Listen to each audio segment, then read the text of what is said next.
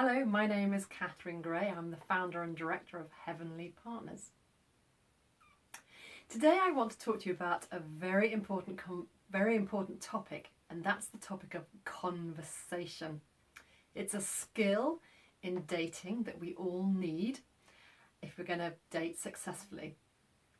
It's something that doesn't come easily to a lot of people, but it is something that can be learned. And if you don't find conversation easy, then this is going to be a great video for you, I hope. And as I say, it is a skill that can be learned. Now, most dates start off with a bit of small talk. Small talk is just talking about things that are out there, that are not about you, that are maybe in the news, or just that aren't big subjects like religion or politics. They're just very easy, very unjudgmental topics to get the conversation going. And it's important that you've got a little bit of small talk up your sleeve when you first are going dating and first meeting people.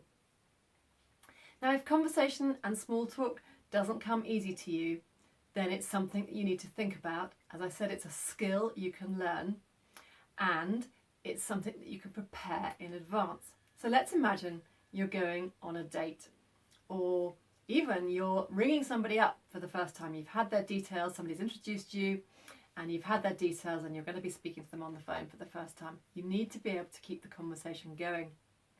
So my advice is to prepare in advance a whole load of topics that you can talk about in case the conversation dries up and you need to move it on to the next stage. So let's think about all those things. So what's been in the news recently? You could turn the radio on, listen to a news programme, buy yourself a newspaper, find out what all the topics are, find the things that interest you and bring those up. You could talk about your hobbies, things you like doing in your life. You could talk about your church, what's happening in your church, what is being studied in the sermons, what your church is like and who comprises it.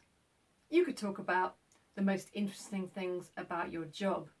Now, all of these subjects, and I'll mention some more in a minute, are things that you want to be able to talk about yourself, but more importantly, ask the other person questions about as well. Because remember, it's not all about you. You want a two-way conversation here.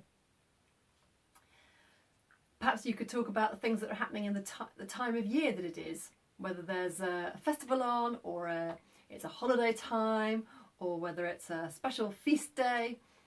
You could talk about that and how those events are making you feel, what you're needing to do to prepare for them, what you're doing to celebrate them. I think we've already mentioned holidays and hobbies.